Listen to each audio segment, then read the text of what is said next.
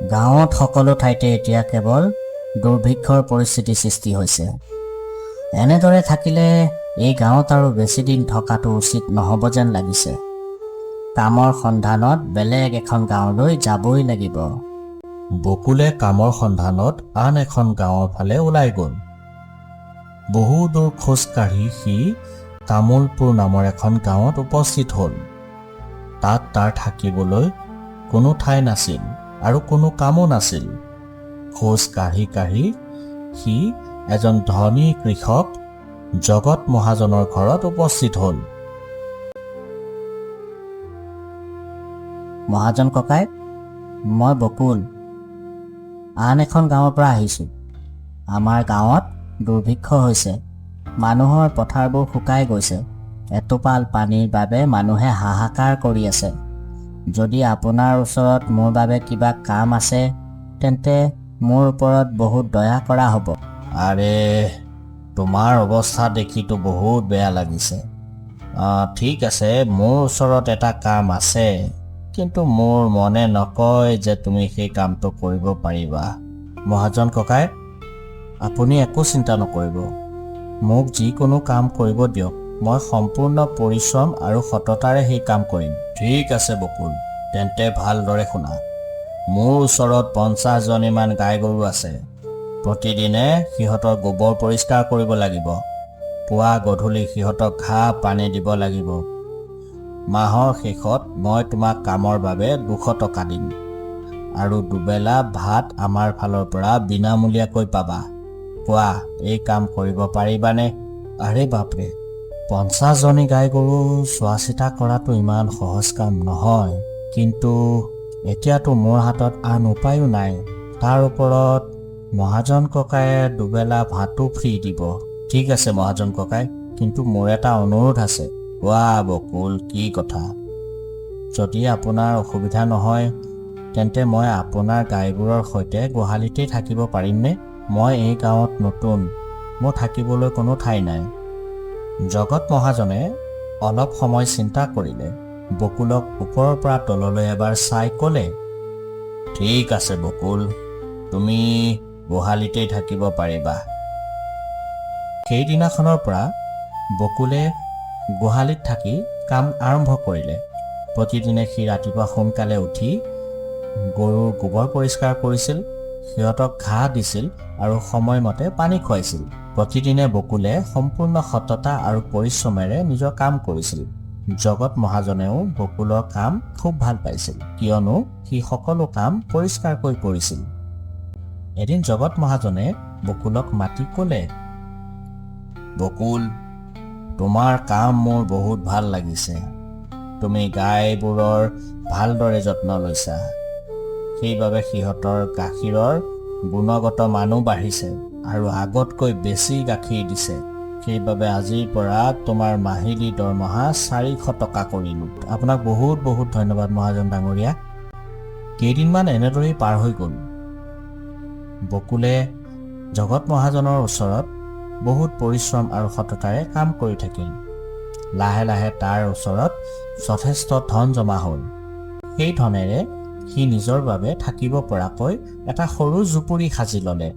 সেই গোহালিটোত শুই শুই নাকৰ পৰা গোবৰৰ গোন্ধ আজিও যোৱা নাই। এতিয়া অৱশেষত নিজৰ ঘৰত শান্তিৰে শুবতো পাৰিম। সেইদিনাৰ পৰা বকুলে দিনত জগত মহাজনৰ গোহালিত কাম কৰিবলৈ যায়। দুবেলা দুমুঠি খাই পুনৰ নিজৰ ঘৰলৈ আহি শুই থাকে। কেইবছৰমান এনেদৰেই পাৰ হ'ল। বকুলৰ পৰিশ্ৰমৰ ফলত তাৰ ওচৰত যথেষ্ট ধন জমা হ'ল। এদিন বকুলে জগত মহাজনক ক'লে, মহাজন ককাই, আজিকালি গাঁৱত চুৰিৰ ঘটনা বহুত বাঢ়িছে। মোৰ সাঁচি ৰখা কিছু টকা ঘৰতেই থাকে। দিনটো মই আপোনাৰ ওচৰত কাম কৰোঁ, কেৱল ৰাতিহে ঘৰলৈ শুবলৈ যাওঁ। সেয়ে সদায় ভয় লাগি থাকে যদি চোৰে টকাখিনি লৈ যায়। জগত মহাজনে কিছু সময় ভাবি ক'লে, তুমি ঠিকেই কৈছা বকুল, আজিকালি গাঁৱত প্ৰায়ে চুৰি হৈ আছে। এই অৱস্থাত তোমাৰ ধন নিৰাপদে ৰাখিব পৰা ঠাই এটাই আছে, সেয়া হ'ল গাঁৱৰ মৌজাদাৰৰ ঘৰ। মৌজাদাৰৰ ঘৰ? অঁ, শুনিছোঁ তেওঁ বহুত সৎ আৰু দয়ালু মানুহ। তেওঁৰ ঘৰত পুলিচে পহৰাও দি থাকে। চুৰি হোৱাৰ সম্ভাৱনা একেবাৰেই কম। তুমি ইচ্ছা কৰিলে টকাখিনি তেওঁৰ ওচৰত ৰাখিব পাৰা। ঠিক আছে মহাজন ককাই, আজিয়েই গৈ মই মৌজাদাৰৰ লগত কথা পাতিম। সেইদিনাখন বকুলে নিজৰ পইচাখিনি লৈ মৌজাদাৰৰ ঘৰলৈ গ'ল। ঐ ৰহ, ক'ত গৈছা? মই বকুল, মোৰ মৌজাদাৰৰ লগত অকণমান কাম আছে। কি কাম আছে? মোৰ হাতত অকণমান পইচা আছে। মই মৌজাদাৰৰ তাত এইখিনি জমা থ'ব আহিছোঁ। ঠিক আছে, যোৱা। নমস্কাৰ মৌজাদাৰ ডাঙৰীয়া, মই বকুল, জগত মহাজনৰ ঘৰত কাম কৰোঁ। কেইবছৰমান আগতে এই গাঁৱলৈ আহিছোঁ। বকুল, কোৱা কি কাম আছে? বহুদিন ধৰি মই জগত মহাজনৰ ঘৰতে কাম কৰি আছোঁ আৰু অলপকৈ পইচা সাঁচিছোঁ। কিন্তু গাঁৱত চুৰি বাঢ়ি যোৱাৰ বাবে ঘৰতে ৰাখিবলৈ ভয় লাগিছে। কিমান টকানো জমা কৰিছা তুমি? প্ৰায় 5,800 টকামান হ'ব। মোৰ সততাৰ কথা শুনিয়ে আছা নহয়, চিন্তা নকৰিবা। তোমাৰ ধন মোৰ ওচৰত সম্পূৰ্ণ নিৰাপদে থাকিব। বকুলে টকাখিনি মৌজাদাৰৰ হাতত দিলে। ইয়াত 5,800 টকা আছে, এবাৰ গণি লওক। গণাৰ প্ৰয়োজন নাই। তুমি জগত মহাজনৰ ঘৰত কাম কৰা। তোমাৰ ওপৰত মোৰ সম্পূৰ্ণ বিশ্বাস আছে। ধন্যবাদ মৌজাদাৰ ডাঙৰীয়া। এতিয়া তেতিয়াহ'লে মোৰ টকাৰ কোনো চিন্তা নাই। এইদৰে বকুলে নিজৰ টকাখিনি মৌজাদাৰৰ হাতত দি ঘৰলৈ উভতি গ'ল। এই টকাবোৰ এতিয়া মোৰেই হ'ব, মোৰ হাততেই ভাল লাগিব। বকুলে আগৰ দৰেই জগত মহাজনৰ ঘৰত সততা আৰু পৰিশ্ৰমেৰে নিজৰ কাম কৰি গ'ল। চকুৰ পলকতে 2 বছৰ পাৰ হৈ গ'ল। এদিন বকুলে ভাবিলে, বহু বছৰ ধৰি কাম কৰিলোঁ, এতিয়া ভাবিছোঁ নিজৰ মাটিতেই পৰিশ্ৰম কৰিম। মোৰ হাতততো কিছু টকা জমা হৈছে, মৌজাদাৰৰ হাততো কিছু টকা থৈ দিছোঁ। দুয়োখিনি মিলাই মই অকণমান নিজৰ বাবে মাটি কিনিম আৰু তাতেই পৰিশ্ৰম কৰিম। এই বুলি ভাবি বকুলে মৌজাদাৰৰ ঘৰলৈ গ'ল। নমস্কাৰ মৌজাদাৰ ডাঙৰীয়া, মই বকুল। মই মোৰ টকাখিনি ঘূৰাই ল'বলৈ আহিছোঁ। আপোনাৰ ওচৰত মই 5,800 টকা জমা ৰাখিছিলোঁ। আৰে ভাই, মইতো আপোনাক চিনিব পৰা নাই। কোননো আপুনি? মৌজাদাৰ ককাই, মই বকুল। 2 বছৰ আগত মই আপোনাৰ তাত টকা জমা থৈছিলোঁ, এতিয়া মনত পৰিছেনে? আৰে ভাই, মোৰ ওচৰলৈ বহুত মানুহ আহে টকা ৰাখিবলৈ। সকলোৰে লগত মই ভাল ব্যৱহাৰ কৰোঁ। তুমি যে টকা থৈছিলা তাৰ কিবা কাগজ পত্ৰ আছে নেকি? কাৰণ মই সকলো লেনদেন লিখিত নথি অনুসৰিহে কৰোঁ। কোনে কিমান টকা পাব, কোনে কিমান টকা দিব, সকলোবোৰ হিচাপ মই কাগজতেই ৰাখোঁ। মহাজন ডাঙৰীয়া, এইবোৰ আপুনি কি কৈছে? আপোনাৰ সততা দেখি মই বিশ্বাস কৰি টকা ৰাখিছিলোঁ, আৰু এতিয়া আপুনি এনেকুৱা কথা কৈছে? অনুগ্ৰহ কৰি মোৰ টকাখিনি ঘূৰাই দিয়ক। বকুল, ময়ো সততাৰে কাম কৰোঁ, সেইকাৰণে তোমাৰ পৰা কাগজ বিচাৰিছোঁ। তুমি নাজানা নেকি, যেতিয়া কাৰোবাৰ লগত টকাৰ লেনদেন কৰা হয় তেতিয়া ষ্টেম্প পেপাৰত লিখিত প্ৰমাণ থাকিব লাগে। যিকোনো মানুহক সুধিলেও তোমাক এই কথা ক'ব। মহাজন ডাঙৰীয়া, মই আপোনাৰ ভৰিত ধৰিছোঁ, অনুগ্ৰহ কৰি মোৰ টকাখিনি ঘূৰাই দিয়ক। বহুত কষ্ট কৰি মই এই টকা জমা কৰিছোঁ, মোৰ লগত অন্যায় নকৰিব। এই মিছা মিছি কান্দন আৰম্ভ কৰিছ। মোৰ মন হয় তই এজন মহা ঠগ। মোৰ সততা আৰু সৰলতাৰ সুযোগ লৈ মোৰ পৰা পইচা ল'বলৈ আহিছ। ৰহ, এতিয়াই তোক শিক্ষা দি আছোঁ। ইয়াক তেতিয়ালৈকে মাৰা যেতিয়ালৈকে ই বেহুচ হৈ নাযায়।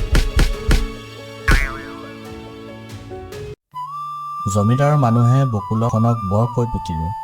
তাৰ গাত আঘাতৰ চিন স্পষ্টকৈ দেখা গৈছিল। গাৰ বিষৰ বাবে বকুলে 2 দিন ধৰি জগত মহাজনৰ কামলৈ যাব পৰা নাছিল। পিছদিনা জগত মহাজন নিজেই বকুলৰ ঘৰত উপস্থিত হ'ল। তেওঁ দেখিলে বকুল বিচনাত শুই আছে আৰু বহুত চিন্তিত যেন দেখা গৈছে। বকুল ভাই, 2 দিন ধৰি কামলৈ নাহিলা, কি হ'ল? গা ভালে আছেনে? কিবা সমস্যা হৈছে নেকি? আৰে মহাজন ককাই, আপুনি নিজে কিয় আহিলে কষ্ট কৰি? খবৰ পঠিয়ালে মই নিজেই গুচি গ'লোহেঁতেন। এইবোৰ বাদ দিয়া। তোমাক দেখি তোমাৰ গা বেয়া যেন লাগিছে। কি হৈছে? মহাজন ডাঙৰীয়া, 2 বছৰ আগত মই যি জমিদাৰৰ ওচৰত টকা ৰাখিছিলোঁ, এতিয়া তেওঁ মোৰ টকা ঘূৰাই দিব নিবিচাৰে। তেওঁ বহুত লোভী মানুহ, মানুহক ঠগি ফুৰে। মই বহুত অনুৰোধ কৰিলোঁ, কিন্তু তেওঁ নিজৰ মানুহেৰে মোক লাঠিৰে মাৰ খুৱাই ঘৰৰ পৰা উলিয়াই পঠিয়াইছে।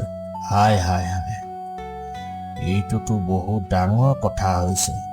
মই সদায় সেই মৌজাদাৰৰ কথা ভালকৈয়ে শুনি আছিলোঁ। মই কেতিয়াও ভবা নাছিলোঁ যে তেওঁ ইমান তললৈ নামিব পাৰে। এতিয়াহে বুজিছোঁ তেওঁৰ সম্পত্তি বছৰে বছৰে কেনেকৈ ইমান বাঢ়ি গৈ আছে। বকুল, মোক ক্ষমা কৰি দিয়া। ময়ে তোমাক সেই মৌজাদাৰৰ ওচৰলৈ যাবলৈ কৈছিলোঁ। নহয় নহয় মহাজন ককাই, আপুনিতো মোৰ ভালৰ বাবেই কৈছিল। ভুলটোতো সেই লোভী মৌজাদাৰৰ। এতিয়া মই ভাবিছোঁ মোৰ টকাখিনি আৰু মই ঘূৰাই নাপাম। বকুল, মোৰ ওচৰত এটা উপায় আছে। সেই উপায়েৰে মই তোমাৰ টকা ঘূৰাই আনিব পাৰিম। পিছদিনাখন জগত মহাজনে এটা ডাঙৰ বেগত বহুখিনি টকা লৈ মৌজাদাৰৰ ঘৰলৈ গ'ল। আৰে আহক আহক জগত মহাজন, আজি আপুনি নিজেই মোৰ ঘৰলৈ আহিছে। মোৰেই সৌভাগ্য যে আপোনাৰ দৰে ধনী মানুহ এজন মোৰ ঘৰলৈ আহিছে। আৰে মৌজাদাৰ ডাঙৰীয়া, আপুনিতো মোক লাজতেই পেলাব এতিয়া। আচলতে মই কেইমাহমানৰ বাবে বেপাৰৰ কামত ৰাজ্যৰ বাহিৰলৈ যাব লাগে। মোৰ লগত বহুখিনি পইচা আছে, কিন্তু আজিকালি চুৰি বেছিকৈ হৈ আছে। সেয়ে ভাবিলোঁ এই টকাখিনি আপোনাৰ ওচৰতেই ৰাখি যাওঁ। আপোনাৰ বাহিৰে এই গাঁৱত মই আৰু বেলেগক বিশ্বাস কৰিব নোৱাৰোঁ। আৰে জগত মহাজন, এইটো কিবা সুধিবলগীয়া কথা নে? আপোনাৰ পইচা মোৰ তাত একেবাৰে সুৰক্ষিত হৈ থাকিব। এইবাৰতো ডাঙৰ মাল হাত লাগিছে। বাৰে বাৰে এনেকুৱা সুযোগ নাহে।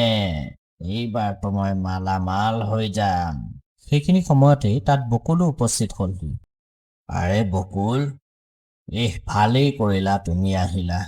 মই তোমাৰ ওচৰলৈ যাব খুজি আছিলোঁ। মোক ক্ষমা কৰি দিবা। সেইদিনাখন মই তোমাক চিনিয়েই নেপালোঁ। ইমান মানুহ মোৰ ওচৰলৈ অহা যোৱা কৰে যে মোৰ চিন ৰাখিবলৈয়ে অসুবিধা হয়, কিন্তু মই মোৰ কথাত কেতিয়াও হেৰফেৰ নকৰোঁ। মৌজাদাৰে বকুলক পইচাখিনি উভতাই দিলে। মোক ক্ষমা কৰি দিবা বকুল। মোৰ মানুহে তোমাক যিখিনি অন্যায় কৰিছে তাৰ বাবে সিহঁতক মই আজিৰ কামৰ পৰা উলিয়াই দিম। বকুলে একো নকৈ তাৰ পৰা মনে মনে গুচি গ'ল।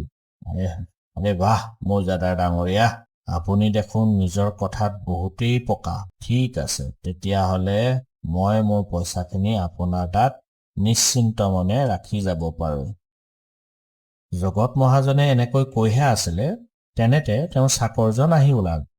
মালিক মালিক, এতিয়া আৰু আপুনি বাহিৰলৈ যাব নালাগে।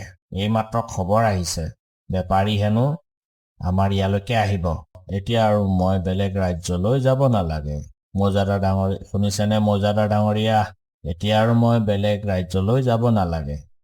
গতিকে মোৰ এই পইচাখিনিও এতিয়া আপোনাৰ তাত ৰখাৰ আৰু কোনো প্ৰয়োজন নাই। কিন্তু আপোনাৰ সততা আৰু দয়া দেখি মোৰ ভাল লাগিল। ভৱিষ্যতে কেতিয়াবা যদি প্ৰয়োজন হয় আপোনাৰ ওচৰলৈয়ে আহিম। আৰু তেনেকৈ কৈ জগত মহাজন আৰু তেওঁৰ চাকৰজন তাৰ পৰা গুচি গ'ল। আপোনাক বহুত বহুত ধন্যবাদ মহাজন ককাই। যদি আপুনি আজি নহ'ল হয় তেনেহ'লে মই পইচাখিনি ঘূৰাই নাপালোঁ হয়। বকুল, কোনো কথা নাই। যি ব্যক্তিয়ে নিজে পৰিশ্ৰম আৰু সততাৰে কাম কৰে তাৰ ভগৱানে কেতিয়াও বেয়া হ'বলৈ নিদিয়ে। যি ব্যক্তিয়ে আনৰ অন্যায় কৰি চলে তাৰ ভগৱানে কেতিয়াও ভাল হ'ব নিদিয়ে।